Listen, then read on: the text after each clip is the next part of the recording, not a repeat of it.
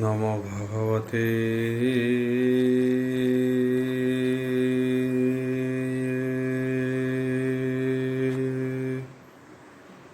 বাসুদেবায়।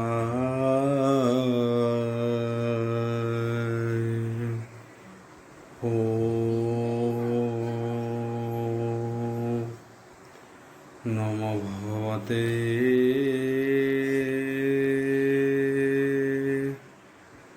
বাসুদেবায়।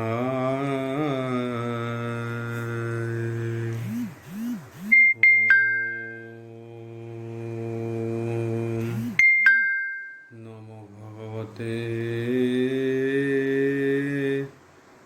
বাসুদেবায়।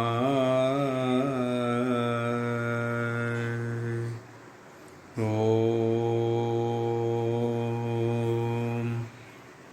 মঙ্গলাচরণ বাগীশয়স্য বদনে লক্ষ্যেষু চ বক্ষ্যসি যশতে হৃদয় বসতি তং নৃসিংহং ভজে বিশ্বসর্বদিবা লক্ষণম।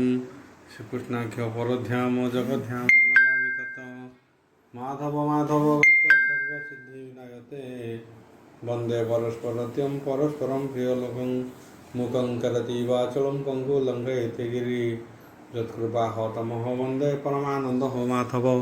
जो ब्राह्मण रुद्रेणं तु स्तुतन्ति दैवस्तव देवसंग पद पश्यन्ति जो समज्ञा ध्यान वसते गदगदे मनसा पश्यन्ति जो योगिना दृश्यन्ते न बुद्धिसुरासुरा गुणदेवाय स्तुते नमः। नारायणं नमस्कृत्यं नरचैव नरोत्तमो देवी सरस्वती व्यासं ततो मुद्रितं निर्गुणं कल्पितं फलविमुखाभिदर्भयुक्तं पिबतं भागवतं रसमलितं प्रभु। षष्ठ अध्याय द्वादश स्कंद षष्ठ अध्याय सूत्र पौराणिक कहन्ति सूत पौराणिक कहन्ति सनक आदि मुनि प्रति नैमिष्यारण्ये सर्वे मिली शुणन्ते साधु देवकली। सूत उवाच बोलबार हरिबोल शुकंक कहु तत्ववाणी परीक्ष विष्णु रत शुणी नमिला कुशुक मुनि पादे रोमपुलक गद गंदे अंजलि करी तत्क्षण कह ये महंत वचन। परीक्षित उवाच बोलबार हरिबोल।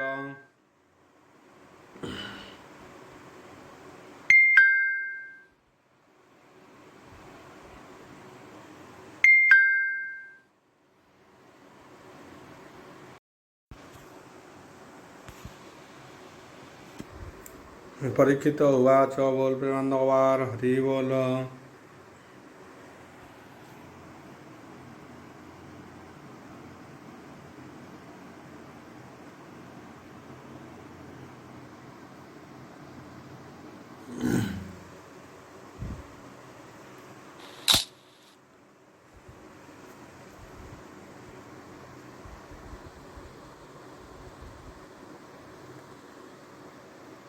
हे व्याससुत ज्ञानी धीर जगत आत्मा रूप तोर समदरसी भाव बहु एणु संसारे हे भेद नहु। हेमंते कही हीण चरणे प्रणाम कला तत्क्षणे भूत अद्भुत कथा तुम्भवाणी एणु संसारु मुनि जाणी मरण भये किछि नाही अज्ञानी जीव से मणई तुम्भर कृपा हेला जेणु नाही मो जन्म मृत्यु तेणु तुम्भे जे वासुदेव रूपी सर्वज्ञ जेणु विश्वव्यापी प्राणी संसार तार थाई आत्मा रे वासुदेव कही जहाँ को अनुग्रह करे से प्राणी संसारु तरे। पुराण भागवत गीता उत्तम श्लोक जेउ कथा कही कृतार्थ मते कले विष्णु मायारु धरिले ତୁମ୍ଭଙ୍କୁ ମୋର ନମସ୍କାର। ପରମ ଦୟାକୁ ଈଶ୍ୱର, ତୁମ୍ଭେ ଯେ ଅଚ୍ୟୁତ ଭକତ, ସଂସାରେ ପ୍ରାଣୀ ମୋହଗ୍ରସ୍ତ। ତୁମ୍ଭଙ୍କୁ ମୋର ନମସ୍କାର। ପରମ ଦୟାଳୁ ଈଶ୍ୱର, ଏହି ପୁରାଣ ଭାଗବତ ଉତ୍ତମ ଶ୍ଲୋକର ଚରିତ।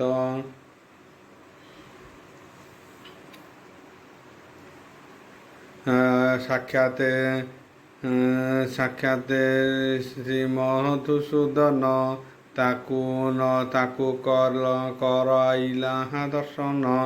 ଏଣୁ ମୁଁ ବିଶୁଦ୍ଧ ହୋଇଲି, ଭଗବାନଙ୍କୁ ଶୁଣିଲି। ହେ ଶୁକଦେବ ଭଗବାନ, ତକ୍ଷଣେ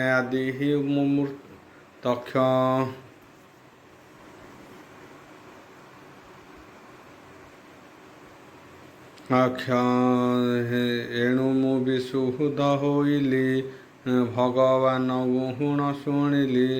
ହେ ଶୁକଦେବ ଭଗବାନ, ତକ୍ଷକ ଆଦି ମୃତ୍ୟୁମାନ, ତହିଁ ମୋହର ଭୟ ନାହିଁ। ବ୍ରହ୍ମା ନିର୍ବାଣ ଜାଣିଲଇଁ, ଅବ୍ୟକ୍ତ ଅବୟ ବିହୀନାସୀ ବ୍ରହ୍ମ। ଦର୍ଶନେ ଛଡ଼ାଇଲ ଭ୍ରମ, ଏବେ ଯେ ମୋତେ ଆଜ୍ଞା ଦିଅ। ବ୍ରହ୍ମରେ ଲାଗିବ ମଲୟ, ବସୁ ଅଛଇ ଯୋଗ ସାଧେ। ମୌନ ବ୍ରତ ଆତ୍ମଜ୍ଞାନେ,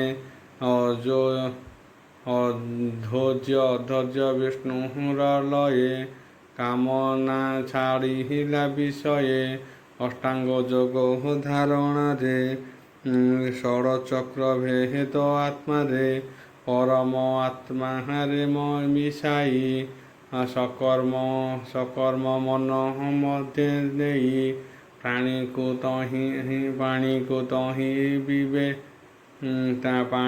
ତହିଁ ନିବେଶିବେ। ମାୟା ବ୍ରହ୍ମାଣ୍ଡ ଜିଣି ଯିବେ, ତକ୍ଷକ ବ୍ରାହ୍ମଣ ପାଶରେ। ଭସ୍ୟ କରିବ ମୋ ଶରୀରେ, ଜ୍ଞାନ ବିଜ୍ଞାନ ଦେଇ ମୋର। ହେଳେ ଅଜ୍ଞାନ କଲ ଦୂର, ପରମ ବାସୁଦେବ ପଦେ। ଲଭି ଯେ ହୋଇବି ଆନନ୍ଦେ, ସେ ମାର୍ଗେ ମୋତେ ଦେଖାଇଲ। ବିଷ୍ଣୁ ଶରୀରେ ନିମଜ୍ଜିଲ, ଏବେ ମୁଁ ସେ ମାର୍ଗେ ପଶିବି। ଧ୍ୟାନରେ ମୁଁ କହନ୍ତି ଲଭିବି, ଏଭାବେ ଅନେକ ପ୍ରକାର। ବିନୟ ସୁକ ଚରଣରେ। ସୁତ ଉବାଚ। ବୋଲ ପ୍ରେମାନନ୍ଦବାର ହରି ବୋଲ। ସୁତ କହନ୍ତି ମୁନି ଶୁଣ, ପରୀକ୍ଷ କହେ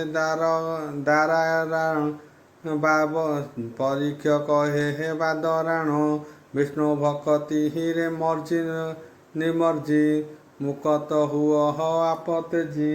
ଆମ୍ଭର ଆଶୀର୍ବାଦ କଲୁ, ଅନ୍ତେ ତୁ ଲଭ ବିଷ୍ଣୁପୁରୀ। ହେମନ୍ତେ କହି ସୁକ ମୁନି, ହରଷେ କଲେ କୃଷ୍ଣ ଧ୍ୱନି। ରାଜାର ପୂଜା ବିଧି ପାଇ, ସୁକ ହରଷ ମନେ ହୋଇ। ସକଳ ମହାଋଷି ସଙ୍ଗେ, ବଦ୍ରିକାଶ୍ରମେ ଗଲେ ବେଗେ।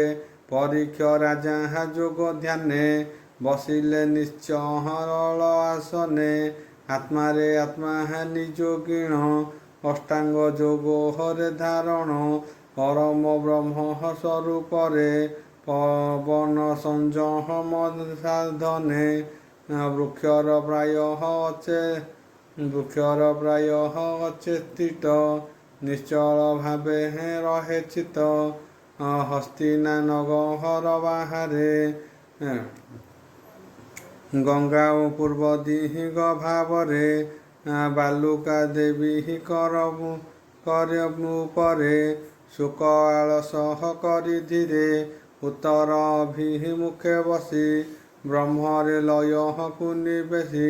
ଆତ୍ମାକୁ ବ୍ରହ୍ମ ରନ୍ଧ୍ରେ ନେଇ ସୁଷମା ରନ୍ଧ୍ର ହରେ ବୃନ୍ଧାଇ ଷଡ଼ଚକ୍ର ଭେଦି ଭୂମଧ୍ୟେ ପରମ ଆତ୍ମା ଭାବ ଭେଦେ ବିଷୟ ସଙ୍ଗ କରି ଦୂର ବିକାର ନାହିଁ ବାହ୍ୟନ୍ତରେ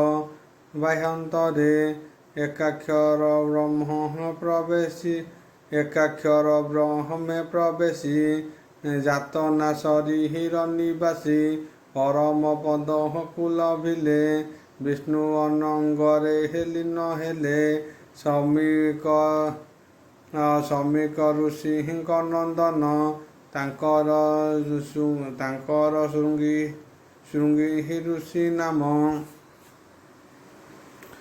ପୂର୍ବେ ସପ୍ତଦିହୀନ ଆଗରେ କୋପେ ପାଶ ଦେହେଲେ ରାଜାରେ ଅନୀତି ରାଜା ହୋଇ କଲା ଋଷି ଗଳାରେ ସର୍ପ ଦେଲା ଆଜୁ ସର୍ପ ତହ ଦିନ ଅନ୍ତେ ତକ୍ଷକ ଭକ୍ଷୁ ସୂକ୍ଷ୍ମ ଭୂତେ ଏମନ୍ତେ ସେ ତକ୍ଷକ ଜାଣି ରାଜାକୁ ଦଂଶି ବସେ ପୁଣି ମାୟା ବ୍ରାହ୍ମଣ ରୂପ ଛନ୍ନ ପଥରେ କର ହଇ ଗମନ ହେମନ୍ତ ସମୟରେ ପୁଣ କଶ୍ୟପ ନାମ ହରେ ବ୍ରାହ୍ମଣ କଶ୍ୟପ ଧନ୍ୟନ୍ତରୀ ନାମ ବିଷ୍ଣୁ ଦୈତ୍ୟ ମୋହନେ ଉତ୍ତମ ରାଜାର ମୃତ୍ୟୁ କଥା ଶୁଣି ବ୍ରାହ୍ମଣ ରୂପ ଧରି ପୁଣି ଆସନ୍ତେ ବାଟେ ଭେଟ ହୋଇ ତକ୍ଷକ ଧନୁନ୍ତରୀ ଦୁଇ ତକ୍ଷକ ପଚାରିଲ ପୁଣ କି ଅର୍ଥେ କରିଛ ଗମନ କହିଲେ ଆମ୍ଭେ ଧନନ୍ତରୀ ଯାଉଛୁ ପରୀକ୍ଷିତ ନିସ୍ତାରୀ ତକ୍ଷଣେ ବ୍ରହ୍ମା ସାପ ଦଂଶି ରାଜା ହୋଇବ ଭସ୍ମ ରାଶି ତାହାକୁ ଆତ୍ମା ଜିଆଇବୁ ଯଶ ଧର୍ମ ଧନ ପାଇବୁ ହେମନ୍ତେ ଶୁଣି ତାଙ୍କ ବାଣୀ ତକ୍ଷକ ବୋଲେ ତତ୍କ୍ଷଣି ଯାହାକୁ ତକ୍ଷକ ଭକ୍ଷିବ ଜଗତେ କେ ତାହାକୁ ରଖିବ ଅଘୋର ବିଷ ମୁଖ ତାର ଦଂଶିଲେ ନବହର୍ତ୍ତିବ ନର କାଳକୂଟ ବିହିଷ ତାହାର ଘାତେ ଭସ୍ମ ହେ ମୋହର ମେହେରୁ ସ୍ଥାବର ତା ଶୁଣି ଧନହନ୍ତରୀ କହି ତକ୍ଷକ ମ୍ଲେଚ୍ଛ ମାତ୍ର ହୋଇ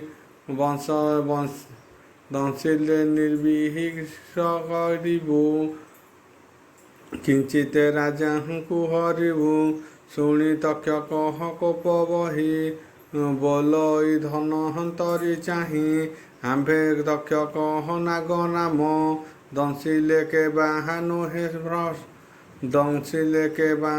ହେ ଭସ୍ମ ଜିଆଓ ତୁମ୍ଭ ଯେବେ ପାର ପରୀକ୍ଷ ଏହିଠାରେ କର ହେମନ୍ତେ କହି ସେ ତକ୍ଷକ ଆଗରେ ଥିଲା ଯେ ବୃକ୍ଷରେ ତହିଁ ଉପରେ ହେ କରଣ କାଷ୍ଠ ଯେ ଭାଙ୍ଗୁଥିଲା ପୁଣ ଏ ଦୁଇ ବିପ୍ର ନ ଦେଖିଲେ ଏହାଙ୍କୁ ଦେଖ ସେ ଲୁଚିଲେ ଏମନ୍ତେ ଦକ୍ଷକ ଯେ ଅଛି ବଟ ବୃକ୍ଷକୁ ସେ ବଂଶଇ ତକ୍ଷଣେ ଭସ୍ମ ହୋଇଗଲା ଯେଣୁ ମନୁଷ୍ୟ ତହିଁ ଥିଲା ସେ ଭସ୍ମ ଧ୍ୱନ୍ତ ହରିର ପୁଣ ସେ କଲେ ସେ କଠାବେ ପୁଣ ଜଳ ସିଞ୍ଚିଲେ ତତ୍କ୍ଷଣେ ମୃତ୍ୟୁ ସଞ୍ଜୀବ ନିମନ୍ତ୍ରଣେ ବୃକ୍ଷ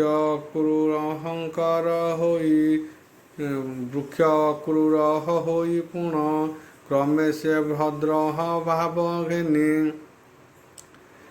ସେହି ଭାବେ ବୃକ୍ଷ ହୋଇଲା ମନୁଷ୍ୟ ଆଦି ଦୃଶ୍ୟ ହେଲା ତା ଦେଖି ତକ୍ଷକ କହିଲେ ନିଶ୍ଚୟ ଜୀବନ ତୁମ୍ଭ ବୋଲେ ତୁମ୍ଭେ ତ ମହତ ପୁରୁଷ ଯଶ ମନ କହର ବିନାଶ ମହତ ଲୋକଙ୍କର ଭାବ ପର ଯଶରେ ନିତ୍ୟ ଥିବ ଆପଣା ଯଶ ନ କରଇ ପରର ହିତେ କ୍ଲେଶ ପାଇ ପାପ ପ୍ରାପତ ରାଜା ଠାରୁ ଧନ ମୋଠାରୁ ନିୟ ହସି ଦ୍ୱିଗୁଣ ଏମନ୍ତେ ଶୁଣି ଧନନ୍ତରୀ ମନରେ ବିଚାର ସେ କରି ରାଜାର ଆୟୁ ସତ ନାହିଁ ଜାଣଇ ଯୋଗ ବଳେ ମୁହିଁ ତାହାର ଜୀବ ବାହୁ ନାହିଁ ସୁଖ ପ୍ରସନ୍ନ ଭାବ ବହି ବିରାଜ ହୋଇ ଗଙ୍ଗା ତୀରେ ଯୋଗାରୂଢ଼ ହତ ଜ୍ଞାନରେ ଆତ୍ମାକୁ ପରମ ଆତ୍ମାରେ ପ୍ରବେଶ କରି ବ୍ରହ୍ମଦ୍ୱାରେ ଯୋଗାଗ୍ନି ଦଗ୍ଧ ହୁଅଇବ ଶ୍ଵେତ ବ୍ରହ୍ମରେ ଲୀନ ହେବ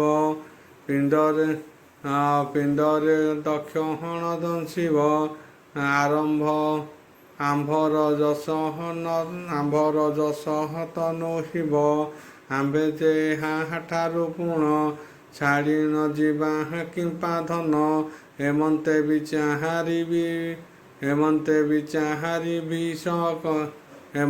ବିଚାହାରି ବିଶକ ବୋଇଲେ ସୁକ ହେ ତକ୍ଷକ ତୋ ଯଶ କିମ୍ପା ହାଇ ନାସିବୁ ପାଇଲେ ଧନ ବାହୁଡ଼ିବୁ ତକ୍ଷକ ତାକୁ ଧନ ଦେଲେ ବାହୁଡ଼ି ଧନ ହନ୍ତରି ଗଲେ ତକ୍ଷକ ବ୍ରାହ୍ମଣ ରୂପରେ ଗଲେ ସେ ରାଜା ସନ୍ନିଧାନେ ଫଳ ପୁଷ୍ପ ଘେନି ଭେଟିଲେ ଫଳରେ ତକ୍ଷକ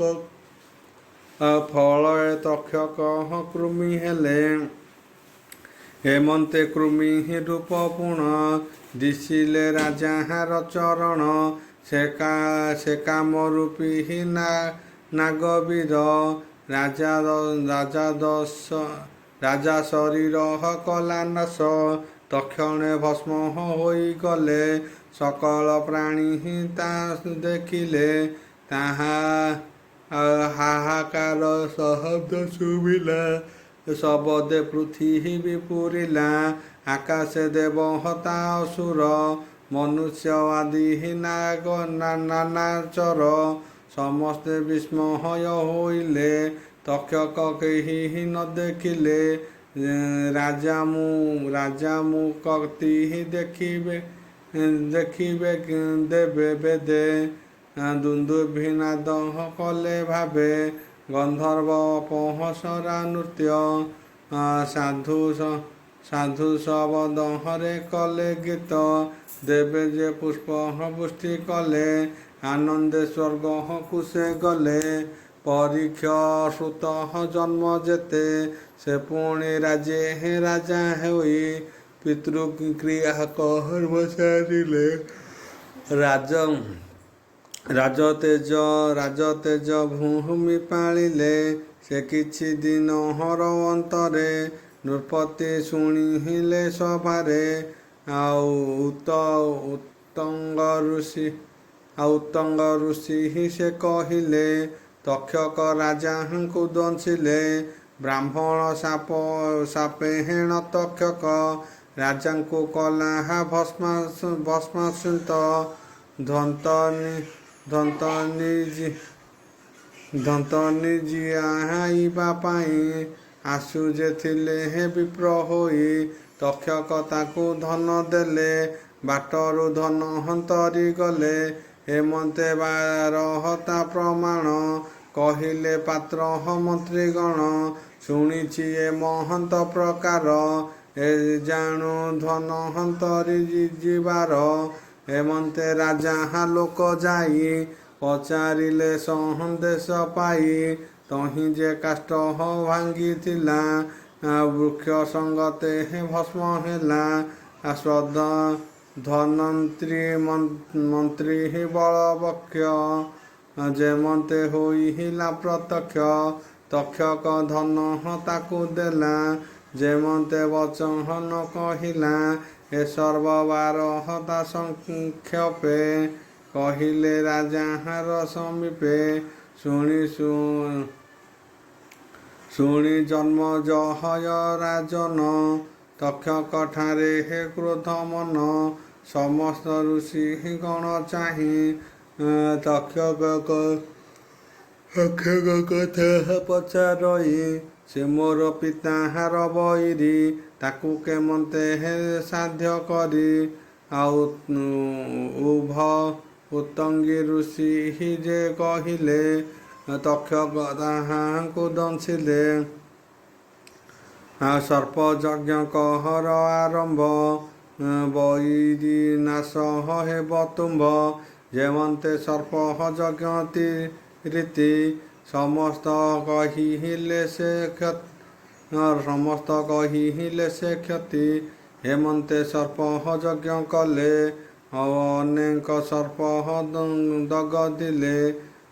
ଯଜ୍ଞ କୁଣ୍ଡରେ ପଡ଼ି ନାଶ ତକ୍ଷକ ରହେ ଅବଶେଷ। ସର୍ପକୁ ଦଗଧ ଦେଖି ନାଗଲୋକକୁ ସେ ଉପେକ୍ଷି। ଦେବଲୋକେ ଇନ୍ଦ୍ର ଶରଣ ପଶିଲା ମହାଭୟେ ପୁଣ। ଆଚାର୍ଯ୍ୟ ଏମନ୍ତ କହିଲେ ତକ୍ଷକ ଯଜ୍ଞକୁ ନଇଲେ। ତା ଶୁଣି ରାଜନ ବୋଇଲ ଅଧର୍ମ ସର୍ପ ନ ଆସଇ। କୁଣ୍ଡେ ଭସ୍ମ ତନୋହିଲା କେମର୍ତେ ମହନ୍ତ ହୋଇଲା।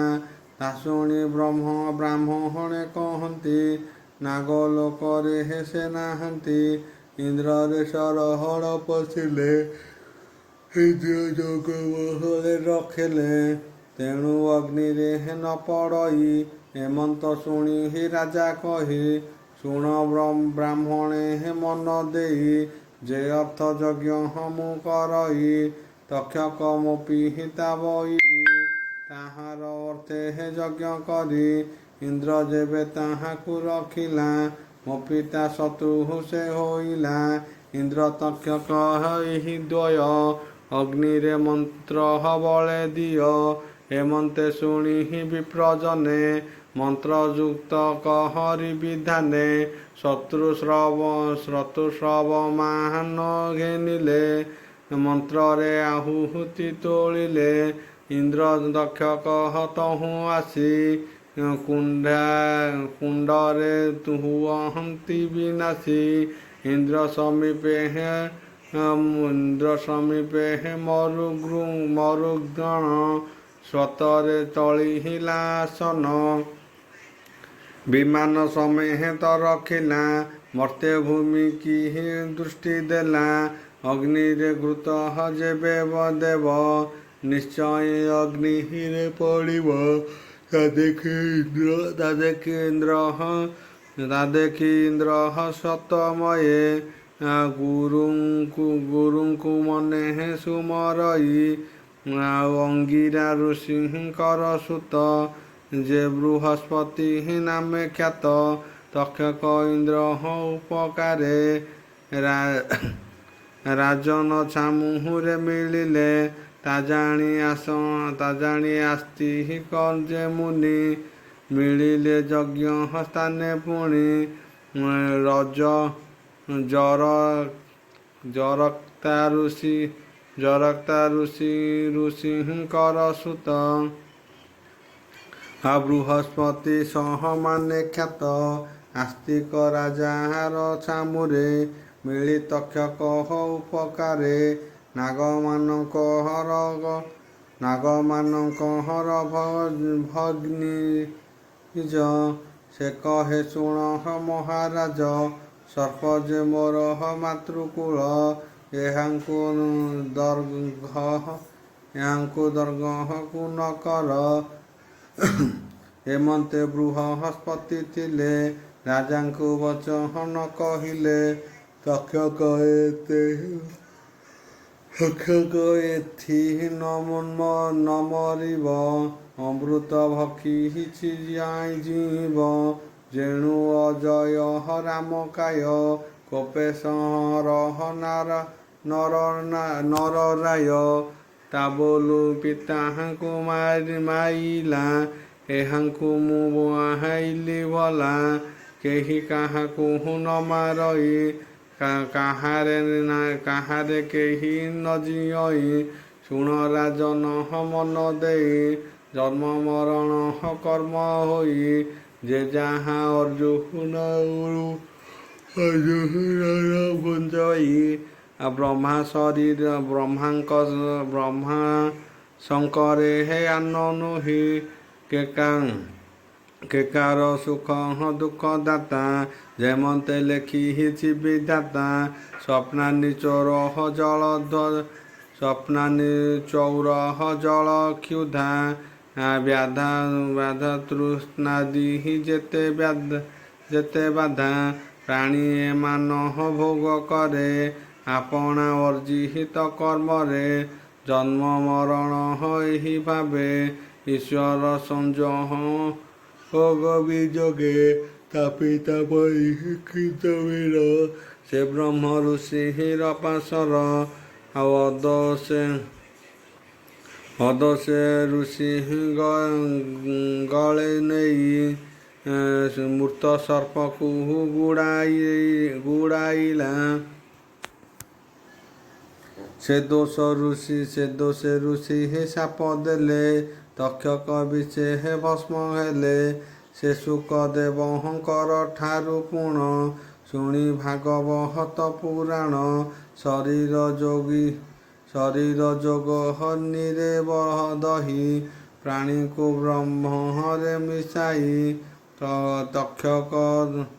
ତକ୍ଷକ ଦଂଶେ ଯେତେବେଳେ ଦେହେ ଜୀବନ ନାହିଁ ସକାଳେ ତକ୍ଷକ କିଛି ଦୋଷ ନାହିଁ ସର୍ପହିତା କହରୁ କିମ୍ପାଇଁ ନିର୍ଦୋଷ ସର୍ପେ ଗଲେ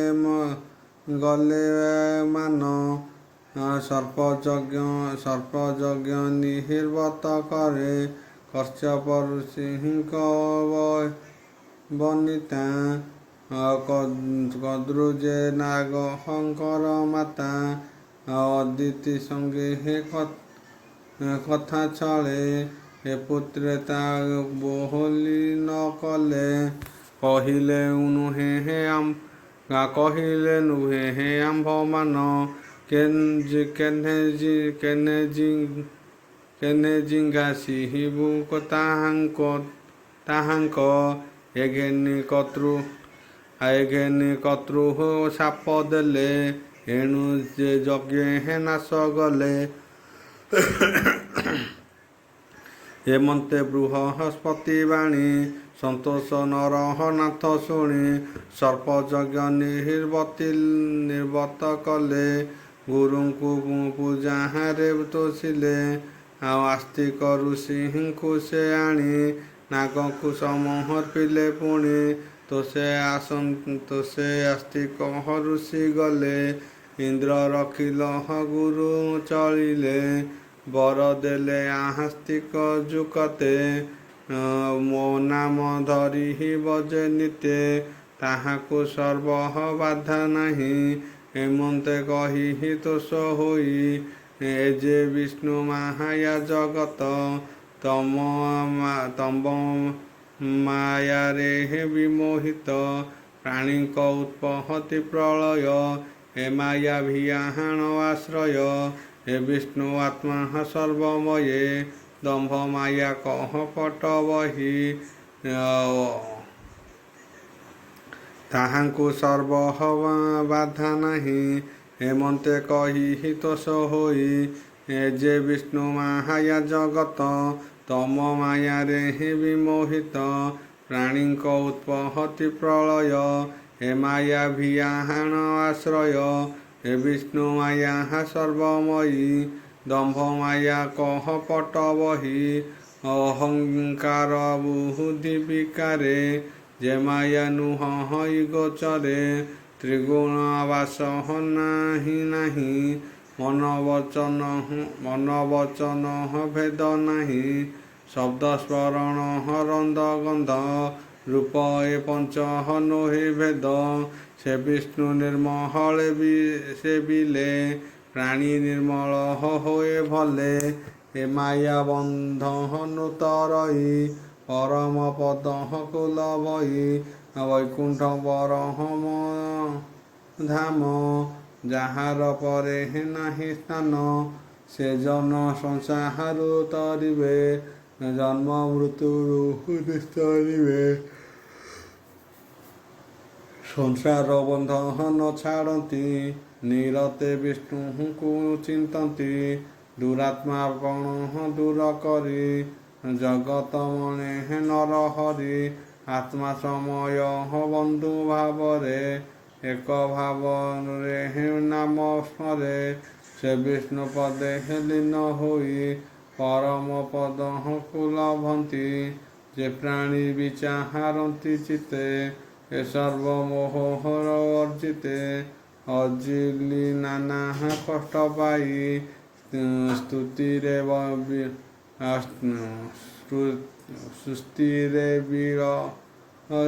ସୁସ୍ଥିରେ ବିଳ ବିଶି ମୁହିଁ। ସେମାନେ ଦୁର୍ଜନ ବୋଲାନ୍ତି ଆପଣା ଆତ୍ମା ନ ଚିହ୍ନନ୍ତି। ମାୟା ଜାଲରେ ଭ୍ରମୁଥାନ୍ତି ଈଶ୍ୱର ଭାବ ନ ଜାଣନ୍ତି। ଏ ଦେହ ଘର ଧନ ସୁତ ଦାରାବୃତ୍ତି ନାହାନାଦି ମତ। ଏଥିରୁ ବିରହତ ହୋଇବ ଅପବାଦକୁ ସେ ସହିଥିବ। ଅମାତ୍ୟ ନାହିଁ ନ କରିବ ଦେହକୁ ମିଥ୍ୟା ଯେ ବଣିବ। କାହାର ସଙ୍ଗ ହତେ ବଇର ନ କରି ଯୋଗ ପୁଣ୍ୟ ଧୀର। ଯୋଗ ଯେ ଭଗବାନ ବାସୁଦେବ ତେବେ ସେ ତାହାଙ୍କୁ ପାଇବ। ଅସାଧ୍ୟ ଜ୍ଞାନ ଯେ ଈଶ୍ୱର କୃଷ୍ଣ ସ୍ୱରୂପୀ ନିରାକାର। ତାହାଙ୍କୁ କରେ ନମସ୍କାର ନିରତେ ଥାଉ ସେ ମନର। ତାର ପଦାର ବିନ୍ଦ ଧ୍ୟାଇ ପୁରାଣ ସଂହିତା ଅଭ୍ୟର୍ନ ପଢ଼ି ଶୁଣିଲେ ହେ ମୁକ୍ତି ହୋଇ। ଏଥିରେ ସଂଶୟ ନ ଥାଇ ସେ ବ୍ୟାସ ଋଷି ଶୁକଦେବ ବିଷ୍ଣୁ ସ୍ୱରୂପୀ ବାସୁଦେବ ତାହାଙ୍କୁ ମୋର ନମସ୍କାର। ମହିମା ନ ଜାଣେ ଶଙ୍କର ତୁମ୍ଭ ଚରଣେ ଆଶ୍ରୟ କରି। ମୁଁ ଥାଇ ଚିତେ ଅନୁସରି ତୁମ୍ଭେ ଯେ ମହତ ପୁରୁଷ। ମୋହର ନଘେ ନିବ ଦୋଷ କହଇ ଜଗନ୍ନାଥ ଦ୍ୱିଜ। ସୁଜନେ ହରି ପାଦେ ଭଜ। ଇତି ଶ୍ରୀମଦ୍ଭାଗବତେ ମହାପୁରାଣେ ପାରମହଂସ୍ୟ ସଂହିତାୟାं ଦ୍ୱାଦଶ ସ୍କନ୍ଧେ ପରୀକ୍ଷିତ ବୈକୁଣ୍ଠ ଆରୋହଣ ଜନ୍ମଜୟ ସର୍ପଯଜ୍ଞ କାରଣେ ନାମ ଷଷ୍ଠ ଅଧ୍ୟାୟ।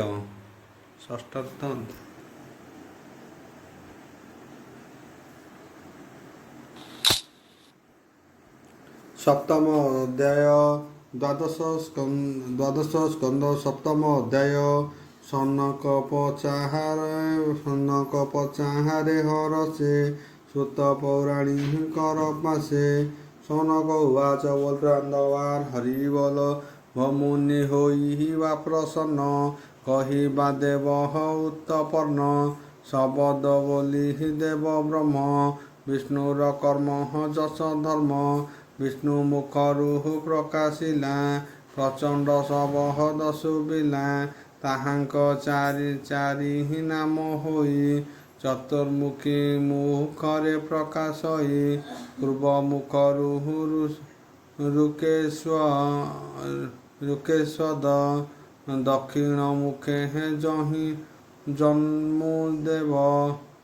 ଜନ୍ମଦେବ ପଶ୍ଚିମ ମୁଖୁ ସାମ ହୋଇ। ଉତ୍ତର ଅର୍ଥ ବହୁ ଜନ୍ମଇ।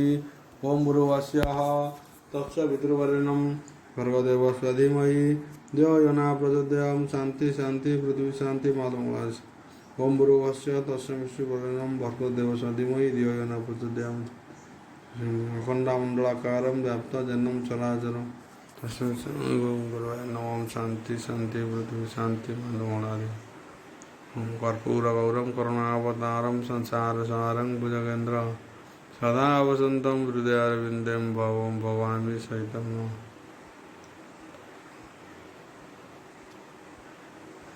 दुःखी जीवे न पाइब दर्शन तोर